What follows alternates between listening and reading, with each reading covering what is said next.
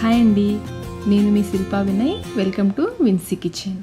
సమ్మర్లో the best breakfast అంటే చద్దన్నమేనండి.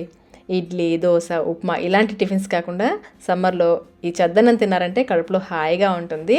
మన బాడీకి కావాల్సిన గుడ్ బ్యాక్టీరియా, ప్రోబయోటిక్స్ ఈ చద్దన్నంలో చాలా ఎక్కువగా ఉంటాయి. అయితే బియ్యంతో చేసే చద్దన్నం తింటే కొంతమంది వెయిట్ గెయిన్ అవుతారు అంటారు. అలాగే డయాబెటిక్స్ ఉన్న వాళ్ళు కూడా తినలేరు కదా. అందుకని ఈరోజు మనం బియ్యంతో కాకుండా జొన్నలతో చద్దన్నం, అదేనండి జొన్న అంబలి ఎలా తయారు చేసుకోవాలో చూద్దాము. దీనికోసం ముందుగా ఒక గిన్నెలో 1 కప్పు జొన్నలు వేసుకోవాలి. నేను తెల్ల జొన్నలతో చేస్తున్నాను, మీరు పచ్చ జొన్నలైనా తీసుకోవచ్చు. 1-2 సార్లు శుభ్రంగా కడిగేసి 8 నుంచి 10 గంటల పాటు నానబెట్టుకోవాలి. మనం మార్నింగ్ బ్రేక్ఫాస్ట్ కోసం చేస్తున్నాం కాబట్టి మధ్యాహ్నమే నానబెట్టేసుకుంటే నైట్కి అంతా చక్కగా నానిపోతాయి. ఇప్పుడు ఈ నీళ్ళన్నీ వంపేసుకుని మిక్సీ జార్లోకి వేసుకోవాలి. నీళ్లు పోయకూడదు, నీళ్ళన్నీ వంపేసి మిక్సీ జార్లోకి వేసేసుకుని మధ్య మధ్యలో ఆపుకుంటూ పల్స్ మోడ్లో గ్రైండ్ చేసుకోవాలి. మరీ మెత్తగా కాకుండా కొంచెం పలుకులుగా ఉండేలాగా గ్రైండ్ చేసుకోవాలి. ఇప్పుడు ఈ పొడిని ఒక గిన్నెలోకి తీసేసుకోవాలి. మనం జొన్నలు కొలుచుకున్న కప్పు ఉంది కదా, అదే కప్పుతో 1 కప్పు నీళ్లు ఇందులో పోసేసుకుని ఒకసారి కలిపేసి పక్కన పెట్టేసుకోండి.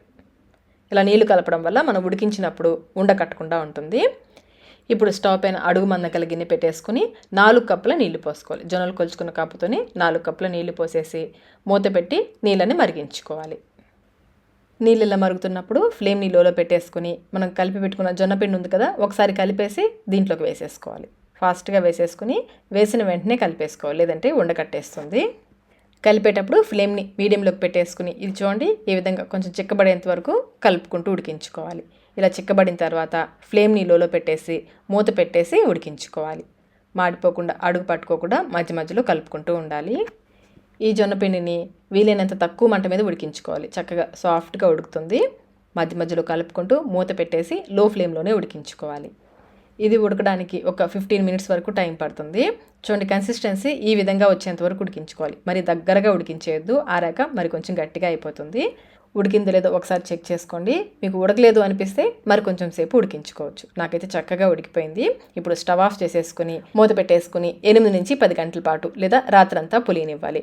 మనం మార్నింగ్ బ్రేక్ఫాస్ట్ కోసం చేస్తున్నాం కాబట్టి నైటే ఈ విధంగా అన్నం ఉడికించేసుకోవాలి, జొన్న అన్నం ఉడికించేసుకోవాలి. దీంతో పాటుగా పెరుగు కూడా తోడు పెట్టేసుకోండి.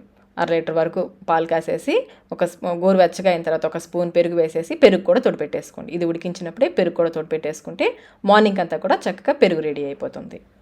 మార్నింగ్ చూసేసరికి జొన్నను గట్టిగా అయిపోయి ఉంటుందండి. చూడండి ఎంత గట్టిగా అయిపోయిందో. అందుకని మనం కొంచెం పలచగా ఉన్నప్పుడే దించేసుకోవాలి. ఒకసారి అంతా బాగా కలిసేలాగా కలిపేసుకోవాలి.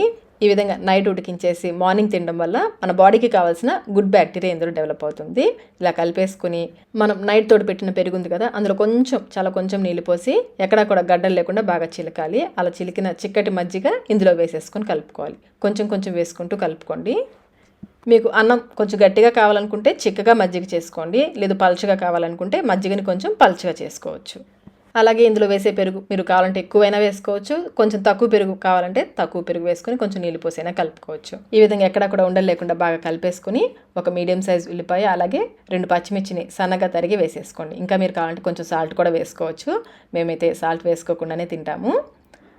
ఇవన్నీ కూడా బాగా కలిసేలాగా కలిపేసుకుని సర్వ్ చేసేసుకోవడమే. అంతేనండి, జొన్న సద్దన్నం, జొన్న అంబలి రెడీ అయిపోయింది.